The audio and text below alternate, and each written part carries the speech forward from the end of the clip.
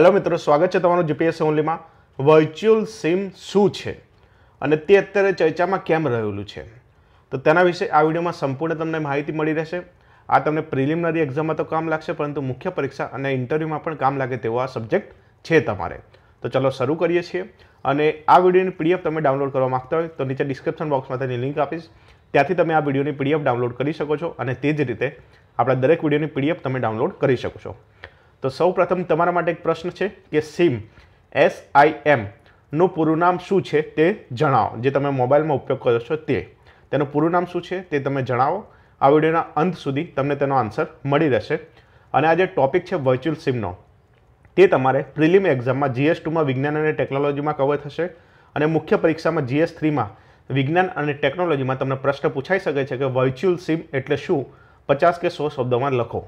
તો આ રીતે ઇમ્પોર્ટન્ટ છે તમારા મુખ્ય પરીક્ષા માટે। અને ઇન્ટરવ્યૂમાં પણ તમે જો કોમ્પ્યુટર બેઝ તમારું ગ્રેજ્યુએશન હોય તો તમને ઇન્ટરવ્યૂમાં પણ પૂછી શકે છે કે વર્ચ્યુઅલ સિમ હમણાં ચર્ચામાં હતું તે શું છે, તે કેવી રીતના કામ કરે છે વગેરે વગેરે। તો ચલો શરૂ કરીએ છીએ। તો સૌપ્રથમ જોઈએ કે ચર્ચામાં કેમ છે। તો ચર્ચામાં એટલા માટે છે કે હમણાં થોડા દિવસ પહેલાં જ પુલવામા આતંકી હુમલો થયો હતો, આપણા જવાનો બધા શહીદ થયા હતા અને તે આતંકી હુમલો પાકિસ્તાન સ્થિત જૈશ એ મોહમ્મદના આતંકવાદી સંગઠન છે તેના દ્વારા કરવામાં આવ્યો હતો। તો તે આતંકવાદી જે હુમલો થયો હતો તેમાં જે વર્ચ્યુઅલ સિમ છે તેનો ઉપયોગ કરવામાં આવ્યો હતો।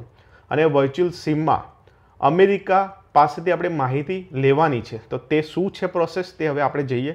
પરંતુ તમને ખ્યાલ આવી ગયો કે વર્ચ્યુઅલ સિમ ચર્ચામાં કેમ છે, કેમ કે જે પુલવામા આતંકી હુમલો થયો હતો તેમાં વર્ચ્યુઅલ સિમનો ઉપયોગ કર્યો હતો આતંકવાદી દ્વારા એકબીજાને કોન્ટેક્ટ કરવા માટે અને જે તેમના આકા જ્યાં બેઠા છે તે લોકો જોડે સતત કોન્ટેક્ટમાં રહેવા માટે। હવે વાત કરીએ કે વર્ચ્યુઅલ સિમ શું છે। તો વર્ચ્યુઅલ સિમ જે આપણે મોબાઈલમાં ઉપયોગ કરીએ છીએ ભૌતિક સ્વરૂપ એટલે કે ફિઝિકલ સ્વરૂપનું સિમ તેવું ના હોય। વર્ચ્યુઅલ સિમ એ વર્ચ્યુઅલ સ્વરૂપમાં એક સિમ કાર્ડ છે।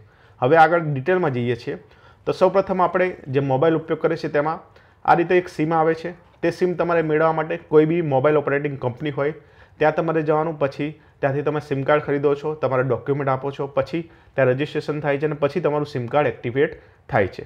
તો આ રીતે પૂરેપૂરી આખી પ્રોસેસ હોય છે। પછી તમારો ફોન તમે કરી શકો છો, ઇન્ટરનેટનો ઉપયોગ કરી શકો છો, કોઈનો કોલ આવી શકે છે વગેરે વગેરે તમે સુવિધા લઈ શકો છો। તો આ હોય છે સાદા સિમની માહિતી। હવે આગળ જઈએ છીએ તો હવે જોઈએ વર્ચ્યુઅલ સિમ। તેની પહેલાં તમને એક ઉદાહરણ આપું છું ગૂગલ ડ્રાઈવનું। ગૂગલ ડ્રાઈવ તમને બધાને ખ્યાલ હશે કે એક ક્લાઉડ કોમ્પ્યુટિંગનો ઉપયોગ થાય છે, તેમાં ક્લાઉડ ડ્રાઈવ છે એટલે કે તમારે તમારા મોબાઈલથી અથવા લેપટોપમાંથી અથવા ટેબ્લેટમાંથી ગમે ત્યાંથી તમે તમારે ડોક્યુમેન્ટ છે તે તમે ગૂગલ ડ્રાઈવમાં સેવ કરો છો। ત્યાર પછી તે જ ડોક્યુમેન્ટ તમે દુનિયાના કોઈ પણ ખૂણે જશો, પરંતુ ત્યાં તમારે ગૂગલ અકાઉન્ટમાંથી તમે લોગિન કરશો તો તે જ ગૂગલ ડ્રાઈવમાં તમે તે પ્રાપ્ત થશે અને તમે તેનો ઉપયોગ કરી શકશો। તો આ હોય છે ક્લાઉડ કમ્પ્યુટિંગ અને તેનો તમે ઉપયોગ કરી રહ્યા છો। તે જ રીતે હોય છે વર્ચ્યુઅલ સિમનું। હવે કોઈ બી બિઝનેસમેન હોય છે તે એક દેશમાંથી બીજે દેશમાં ફરવાનું હોય છે તેને, તો હવે તે ભારતનો જ મોબાઈલ નંબર બધે લઈ જઈ નથી શકતો, કેમ કે તેના ચાર્જિસ ઘણા બધા વધી જતા હોય છે। તો તે શું કરશે, તો તેને એક દેશથી બીજા દેશમાં ફરવાનું હોય છે, તો તે જે દેશમાં જશે તો ત્યાંનું આ રીતે વર્ચ્યુઅલ સિમ લઈ લેશે અને ત્યાર પછી તેનો ઉપયોગ કરીને જતો રહેશે। ત્યાર પછી બીજા દેશમાં જશે તો પણ તે આવું જ કરી શકશે। તો અહીંયા વર્ચ્યુઅલ સિમમાં પ્રોસેસ શું હોય છે, તો વર્ચ્યુઅલ સિમમાં એક અહીંયા ગ્લોબલ વર્ચ્યુઅલ બધા નંબર હોય છે, ક્યાંક એક જગ્યાએ સેવ કરેલા હોય છે। ત્યાર પછી તે લોકલ ઓપરેટર દ્વારા તે પ્રોવાઈડ કરવામાં આવે છે કોઈ ક્લાયન્ટને, અને તે ક્લાયન્ટ છે તેના મોબાઈલમાં એક એપ્લિકેશન ઇન્સ્ટોલ કરશે અને તે એપ્લિકેશન છે કોઈ પણ સોશિયલ મીડિયા અકાઉન્ટ દ્વારા તે મોબાઈલમાં જે કોડ આવશે તે વેરીફાઈ કરશે અને તેનો વર્ચ્યુઅલ સિમ નંબર એક્ટિવેટ થઈ જશે। અને ત્યારબાદ તે તેના વર્ચ્યુઅલ સિમ નંબરથી phone call, SMS, internet connection વગેરે જેવી સુવિધા પ્રાપ્ત કરી શકશે। જેટલા તેને પૈસા આપ્યા છે તેટલી તે સુવિધા પ્રાપ્ત કરશે। તો આ હોય છે વર્ચ્યુઅલ સિમ। આગળ હવે જઈએ છીએ તો વર્ચ્યુઅલ સિમ વિશે, તો તેમાં લોકલ રજિસ્ટ્રેશનની ખાસ જરૂરત હોતી નથી। જેમ કે અહીંયા ભારતમાં તમારે સિમ લેવું હોય તો કોઈ પણ તમારે ડોક્યુમેન્ટ આપવું પડે છે, ત્યાર પછી તેની પ્રોસેસ થાય છે, પછી તમારે તે સિમ એક્ટિવ થાય છે। તો આમાં લોકલ રજિસ્ટ્રેશનની તમારે ખાસ જરૂર પડતી હોતી નથી। હવે અહીંયા શું હોય છે, તો કોમ્પ્યુટરનો ટેલિફોન નંબર એક જનરેટ કરે છે અને તે જે વપરાશકર્તા હોય છે, આપણે વાત કરી તેમ તેના સ્માર્ટફોનમાં એક એપ્લિકેશન આવે છે, તે ડાઉનલોડ કરવી પડે છે અને ત્યાર પછી તે એપ્લિકેશન જે ડાઉનલોડ કરે છે ત્યારે નંબર છે તે સોશિયલ નેટવર્કિંગ સાઇટ સાથે જોડાયેલો હોય છે। ફોર એક્ઝામ્પલ કે વોટ્સઅપ, ફેસબુક, ટેલિગ્રામ, ટ્વિટર અને તે જે નેટવર્કિંગ સાઇટ છે અને તેના દ્વારા તે કોડ મોકલશે અને તે ત્યાંથી તે એક્ટિવેટ થશે અને ત્યાર પછી તે સિમનો વપરાશ કરતા તે વપરાશ કરી શકશે. હવે અહીં જે પુલવામા હુમલામાં અટેકમાં જે વર્ચ્યુઅલ સિમમાં ઉપયોગ થયા છે તો તે વર્ચ્યુઅલ સિમમાં જે મોબાઈલ નંબર હતો તેમાં આગળ +1 હતું. જેમ કે ભારતનો મોબાઈલ નંબર હોય તો આગળ +91 આવે છે. તો તે જ રીતે અમેરિકાનો MSIDN એટલે કે mobile station international subscriber dictionary number તેમાં +1 નંબર લખેલું છે. એટલે કે આ કોઈ જે હુમલામાં અટેક થયેલો જે મોબાઈલ નંબર છે તે અમેરિકામાં ક્યાંક રજિસ્ટર્ડ છે. એટલે આપણે હવે શું કર્યું છે તો આપણે અમેરિકા જોડે આ જે નંબર છે તે કોને પ્રોવાઈડ કરેલો છે તેની આપણે માહિતી મંગાવી છે. હવે અમેરિકા આપશે પછી ત્યારે આગળ આપણે જાંચ પડતાલ કરશે.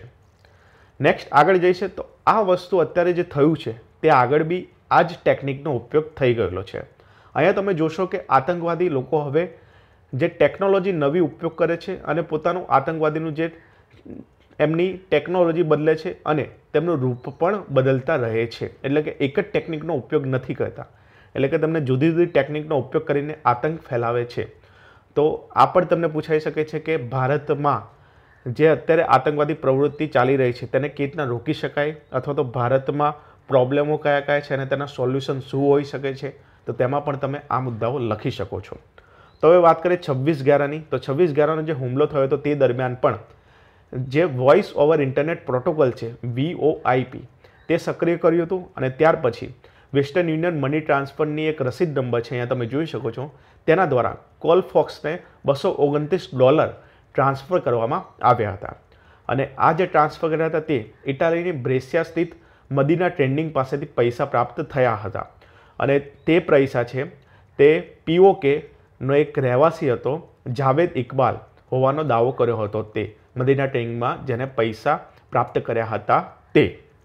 આગળ વાત કરીએ તેની તે પછી આગળ વાત જાય છે અને 2009માં ઇટાલિયન પોલીસ 2 પાકિસ્તાન નાગરિકની ધરપકડ કરે છે અને તેના પર આક્ષેપ કરવામાં આવ્યો કે કંપનીને ઇકબાલ નામના પર 300 જેટલા પરિવહન કર્યા છે એટલે કે ટ્રાન્સફર કરવામાં આવે છે અને કદાચ ઇટાલીમાં તે લોકોએ ક્યારેય પણ પગ પણ નહોતો મૂક્યો. અને ત્યાર પછી ઇટાલી પોલીસ તપાસ કરે છે અને તપાસ સમાપ્ત થાય છે. ત્યાર પછી તેમને જાણવા મળે છે કે બ્રેસિયા સ્થિત કંપની જે નિર્દોષ છે અને અસુરક્ષિત વ્યક્તિઓ ઓળખવાનો ઉપયોગ કરીને અનેક પરિવહન તેમને કર્યા હતા અને આ જે ઓળખ કાર્ડ અને પાસપોર્ટ તેમના ચોરી થઈ શકે છે તેવું પણ તેમને જણાવવામાં આવ્યું હતું. તો આ 26/11માં પણ આ જ રીતે આ ટેકનિકનો ઉપયોગ થયો હતો. તો આતંકવાદી છે તે જુદી જુદી ટેકનિક દ્વારા આતંક અત્યારે ફેલાવી રહ્યા છે. એટલે કે આપણા જે ડિફેન્સ પર્સનલ છે જે પોલીસ છે તે લોકોને અત્યારે અવગત રહેવું પડશે કે આતંકવાદી જે પ્રવૃત્તિ કરે છે તે કઈ કઈ ટેકનિકથી કરે છે અને તેનાથી આપણે તેમનાથી એક સ્ટેપ આગળ ચાલવું પડશે.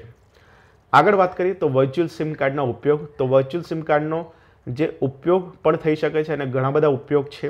જેમ કે પ્લાસ્ટિકનો ઉપયોગ તેમાં નથી, વર્ચ્યુઅલી છે એટલે પ્લાસ્ટિક પણ ઉપયોગ નહીં કરી શકાય તેમાં. પછી જો સિમ કાર્ડ આપણો ખોવાઈ જાય છે, મોબાઈલ ખોવાઈ જાય છે તેનો પણ ડર આમાં રહેતો નથી કેમ કે આ વર્ચ્યુઅલી છે, ઓનલાઈન છે આખું. અને જો ભૂલે ચૂકે ખોવાઈ પણ જાય તો આપણો ફોન ખોવાઈ જાય તો અંદરનો જે ડેટા હોય છે તે પણ ખોવાઈ જવાનો આપણે ડર રહેતો હોય છે. તો આમાં તેવું કંઈ જ હોતું નથી. જે પણ આપણો ડેટા છે તે જે ઓપરેટર છે ત્યાં સેવ રહેતો હોય છે. પછી આપણે ફરીથી બીજી જગ્યાએથી લોગિન કરીએ તો તે જ આપણો ડેટા પાછો આવી જાય છે. એટલે કે આમાં ચોરી થવાનો પણ ડર રહેતો નથી. બીજું કે સિમ કાર્ડ મોબાઈલમાં નાખવા માટે તેના માટે અમુક સ્પેસિફિક જગ્યા આપવામાં આવે છે, પરંતુ આ વર્ચ્યુઅલી છે પૂરેપૂરું એટલે આમાં કંઈ પણ જગ્યા રોકવામાં આવતી નથી. અને સૌથી ઇમ્પોર્ટન્ટ વાત કે ગમે તે જગ્યાએથી આનો ઉપયોગ કરી શકાય છે.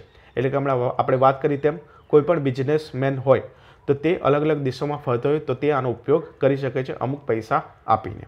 તો વર્ચ્યુઅલ સિમના ઘણા બધા ઉપયોગ છે. હવે વાત કરીએ સિમની. તો સિમ કાર્ડ તો તેનું ફૂલ ફોર્મ તમને બેઝિક પૂછાઈ શકે છે ક્લાસ 3માં. તો સિમ કાર્ડનું ફૂલ ફોર્મ છે subscriber identification module. Subscriber identification module. અહીંયા તમને સબસ્ક્રાઇબર આઇડેન્ટિફિકેશન અને મોડ્યુલની જગ્યાએ તમને 4 ઓપ્શન બનાવીને આપી દેશે. તો સિમમાં શું શું આવે છે? તો સિમમાં 2 વસ્તુ આવે છે, એક તો પિન અને PUC. પિન એટલે કે પર્સનલ આઇડેન્ટિફિકેશન નંબર અને બીજો છે પર્સનલ અનબ્લોકિંગ કોડ. આ 2 વસ્તુ આવે છે. અને સિમ તેનો કયા કયા ફોનમાં ઉપયોગ થાય છે? તો GSM અને CDM તે ફોનમાં ઉપયોગ થાય છે. GSM એટલે કે ગ્લોબલ સિસ્ટમ ફોર મોબાઈલ અને CDM એટલે કે કોડ ડિવિઝન મલ્ટિપલ એક્સેસ. આ ફોનમાં તેનો ઉપયોગ થાય છે. અને અત્યારે સિમ કાર્ડ તો ઘણી બધી જગ્યાએ ઉપયોગ થાય છે. જેમ કે સ્માર્ટ ઘડિયાળ આવે છે તેમાં, સેટેલાઇટ ફોનમાં, કોમ્પ્યુટરમાં, કેમેરામાં વગેરેમાં અત્યારે સિમ કાર્ડનો ઉપયોગ થઈ શકે છે. તો આ હતું વર્ચ્યુઅલ સિમ શું છે તેના વિશેની સંપૂર્ણ માહિતી. આની PDF નીચે ડિસ્ક્રિપ્શન બોક્સમાં તમે તેની લિંક આપીશ, ત્યાંથી તમે ડાઉનલોડ કરી શકો છો. તો ચલો મળીએ છીએ એક નવા વિડીયો સાથે. ત્યાં સુધી હું રજા લઉં છું. Have a awesome day.